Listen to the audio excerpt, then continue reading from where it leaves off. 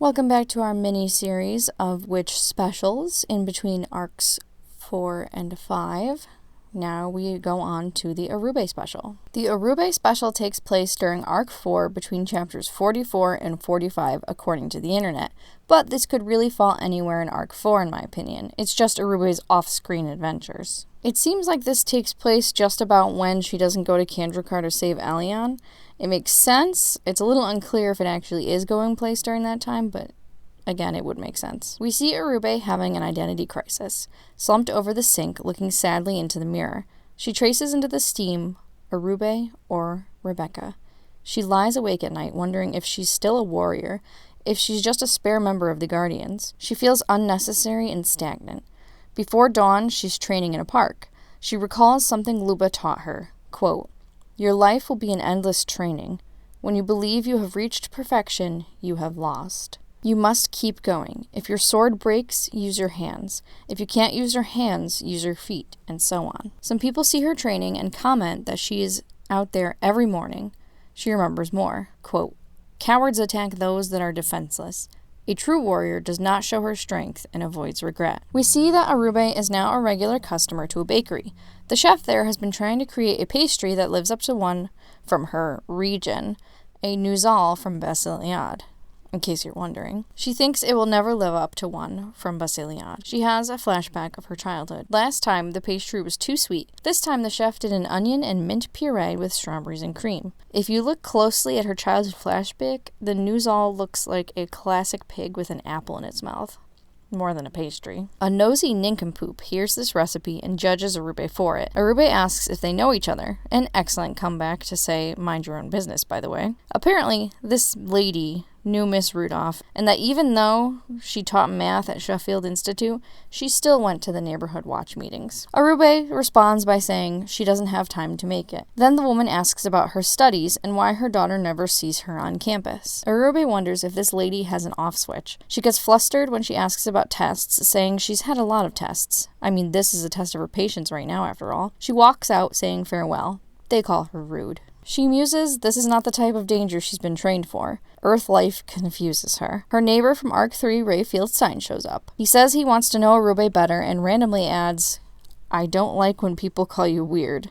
This was a fan translation, so that might be why it just feels a little awkward. And this part also sounds confusing where he says he thinks she should stop having people take interest in her. Anyway, he confidently invites her to dinner and she quickly replies that she's busy tonight. He looks hurt and she looks pained. The girls arrive for a meeting.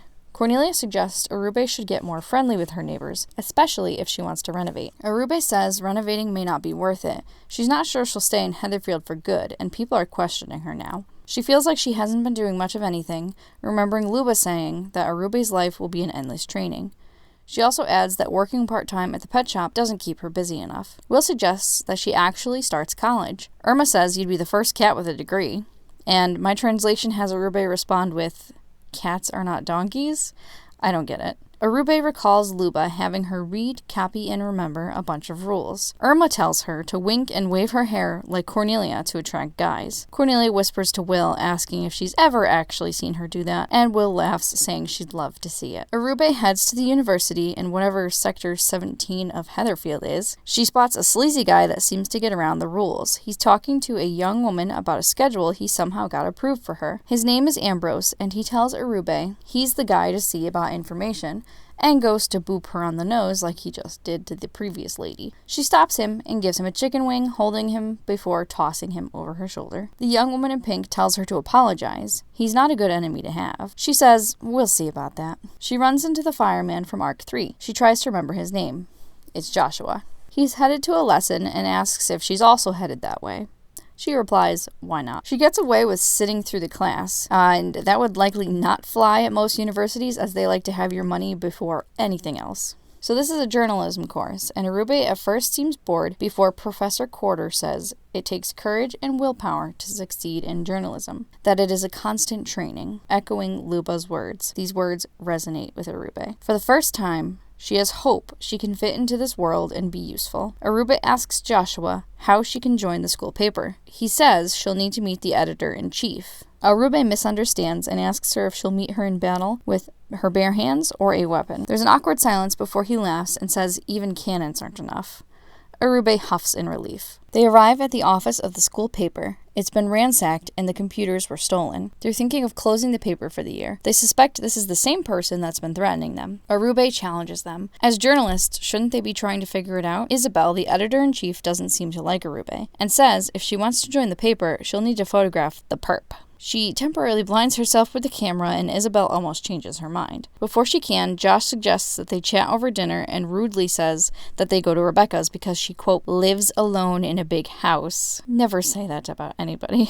Josh is over here trying to get Orube robbed. Orube shows up shell-shocked at Tarani's, asking her to help her learn the camera before she even finishes greeting her. She learns this quickly. Then she asks for dinner advice, and Orube tells her about the situation. Tarani suggests Irma to teach her, but it turns out to be absolute chaos. They put out the fire as Irma's dad arrives. Tom mentions a recent investigation method, and Orube is intrigued. So intrigued, they forget a cake in the oven, and it burns to a pile of ash. Mr. Lair suggests that all good investigators return to the scene. Majid tells her a new threat has arrived at the paper office. She recognizes a scent on it. The sleazy Ambrose appears. Apparently, he is a competing paper, and he obviously is happy about the ransacking. Orube was obstructed from view when he entered. She comes out, and he is frightened. This causes him to stop imitating Majid. She makes a rapid costume change and tails him. Orube sees Ambrose and the pink-clothed young woman with the stolen equipment and snaps a picture. The skill here is insane. She almost ruins the evidence before Halen stops her and offers to develop the photos. Orube heads out with a wheelbarrow after that. Halen and Cornelia, who are visiting, assume she's going shopping for food for tonight's dinner, and Cornelia says, remember, Irma was her cooking teacher.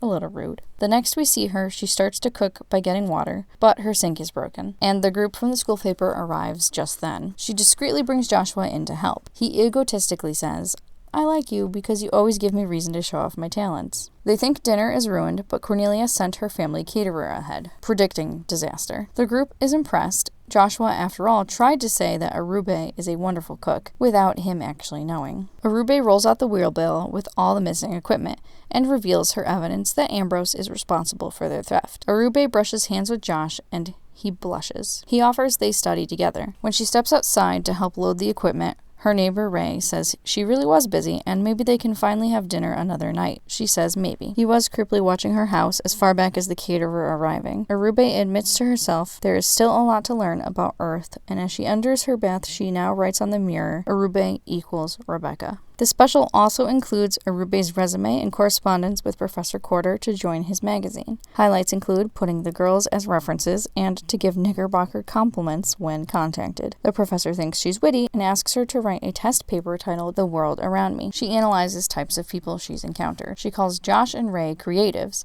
people that interfere by mistake. She says they try to occupy her time and invite themselves to things. They smell like flowers from Basiliade. Under Josh's pick, she writes, nice and untroubled, but not always sincere. And under Ray's, she writes that he's good looking.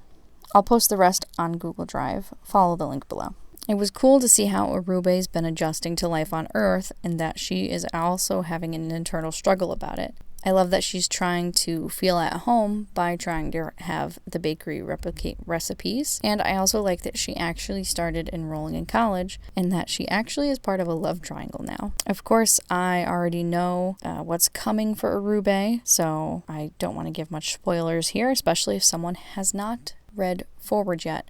Reminding you also, I've only read up to the beginning of Arc 6, so once I get to Arc 6, there's going to be a lot of new information I have not seen yet, and also the arcs beyond that I have not seen, so please be careful about your spoilers in the upcoming arcs. I've already seen a couple spoilers under some videos, unfortunately. I'm trying not to read them. Alright, well anyways, thanks for listening, and see you again soon for Arc 5.